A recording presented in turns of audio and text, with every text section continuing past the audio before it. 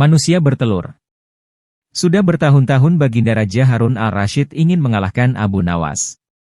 Namun perangkap-perangkap yang selama ini dibuat semua bisa diatasi dengan cara-cara yang cemerlang oleh Abu Nawas.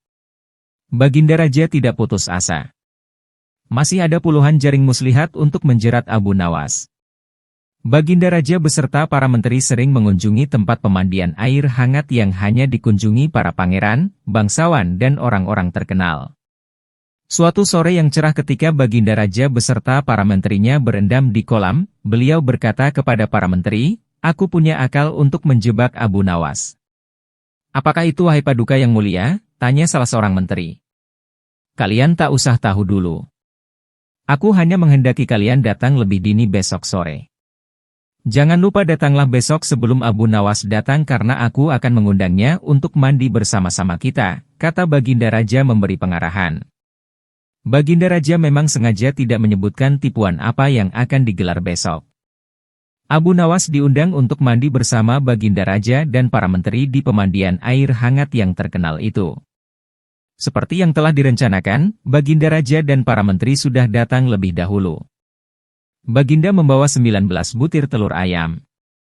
18 butir dibagikan kepada para menterinya. 1 butir untuk dirinya sendiri. Kemudian Baginda memberi pengarahan singkat tentang apa yang telah direncanakan untuk menjebak Abu Nawas. Ketika Abu Nawas datang, Baginda Raja beserta para menteri sudah berendam di kolam. Abu Nawas melepas pakaian dan langsung ikut berendam. Abu Nawas harap-harap cemas. Kira-kira permainan apa lagi yang akan dihadapi? Mungkin permainan kali ini lebih berat karena Baginda Raja tidak memberi tenggang waktu untuk berpikir. Tiba-tiba Baginda Raja membuyarkan lamunan Abu Nawas. Beliau berkata, "Hai Abu Nawas, aku mengundangmu mandi bersama, karena ingin mengajak engkau ikut dalam permainan kami." "Permainan apakah itu Paduka yang mulia?" tanya Abu Nawas belum mengerti. "Kita sekali-kali melakukan sesuatu yang secara alami hanya bisa dilakukan oleh binatang. Sebagai manusia, kita mesti bisa dengan cara kita masing-masing," kata Baginda sambil tersenyum. "Hamba belum mengerti Baginda yang mulia," kata Abu Nawas agak ketakutan. "Masing-masing dari kita harus bisa bertelur seperti ayam, dan barang siapa yang tidak bisa bertelur maka ia harus dihukum," kata Baginda. Abu Nawas tidak berkata apa-apa. Wajahnya nampak murung. Ia semakin yakin dirinya tak akan bisa lolos dari lubang jebakan Baginda dengan mudah. Melihat wajah Abu Nawas murung, wajah Baginda Raja semakin berseri-seri. "Nah, sekarang apalagi yang kita tunggu? Kita menyelam lalu naik ke atas sambil menunjukkan telur kita masing-masing," perintah Baginda Raja. Baginda Raja dan para menteri mulai menyelam, kemudian naik ke atas satu persatu dengan menteng sebutir telur ayam. Abu Nawas masih di dalam kolam. Ia tentu saja tidak sempat mempersiapkan telur karena ia memang tidak tahu kalau ia diharuskan bertelur seperti ayam. Kini Abu Nawas tahu kalau Baginda Raja dan para menteri telah mempersiapkan telur masing-masing 1 butir. Karena belum ada seorang manusia pun yang bisa bertelur dan tidak akan pernah ada yang bisa. Karena dadanya mulai terasa sesak. Abu Nawas cepat-cepat muncul ke permukaan kemudian naik ke atas. Baginda Raja langsung mendekati Abu Nawas.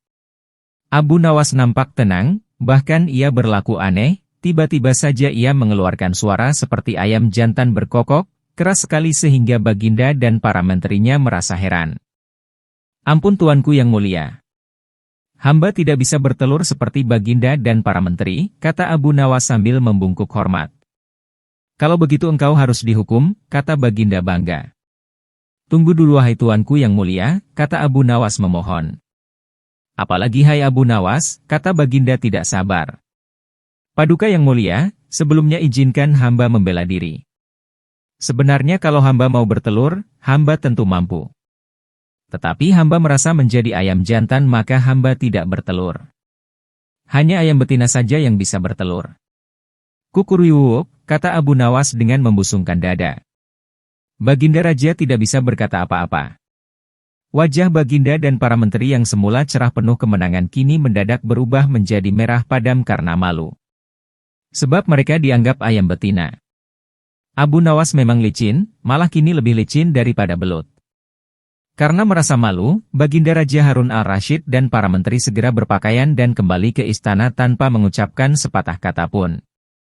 Memang Abu Nawas yang tampaknya beon itu sebenarnya diakui oleh para ilmuwan sebagai ahli mantik atau ilmu logika. Gampang saja baginya untuk membolak-balikan dan mempermainkan kata-kata, guna menjatuhkan mental lawan-lawannya.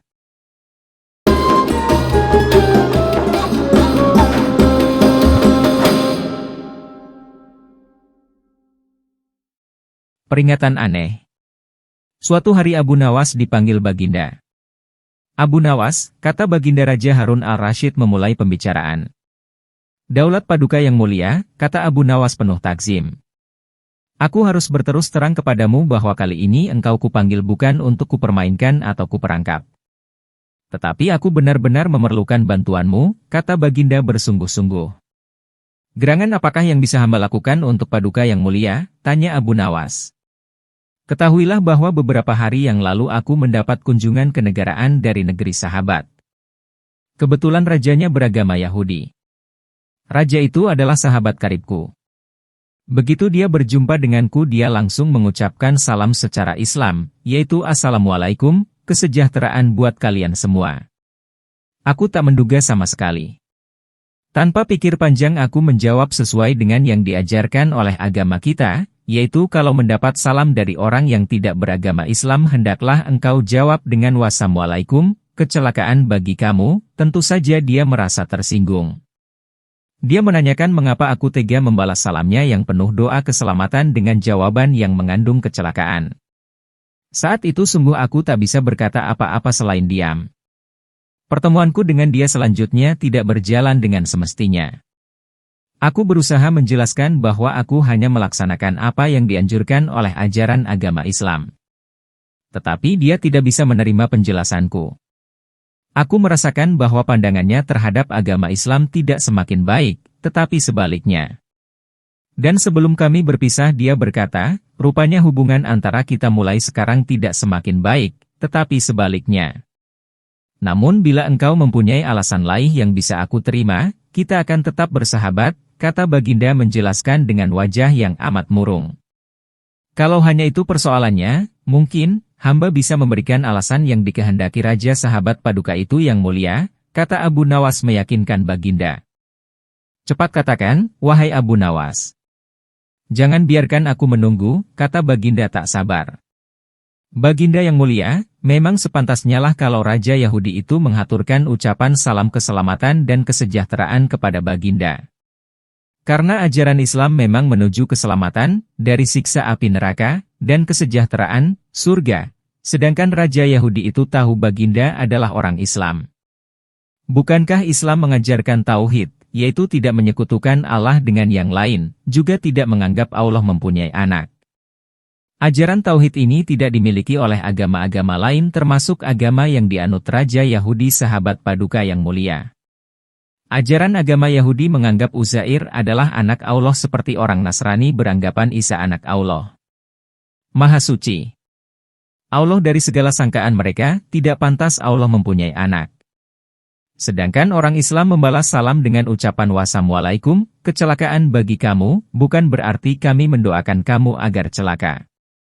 Tetapi semata-mata karena ketulusan dan kejujuran ajaran Islam yang masih bersedia memperingatkan orang lain atas kecelakaan yang akan menimpa mereka bila mereka tetap berpegang teguh pada keyakinan yang keliru itu, yaitu tuduhan mereka bahwa Allah yang Maha Pengasih mempunyai anak.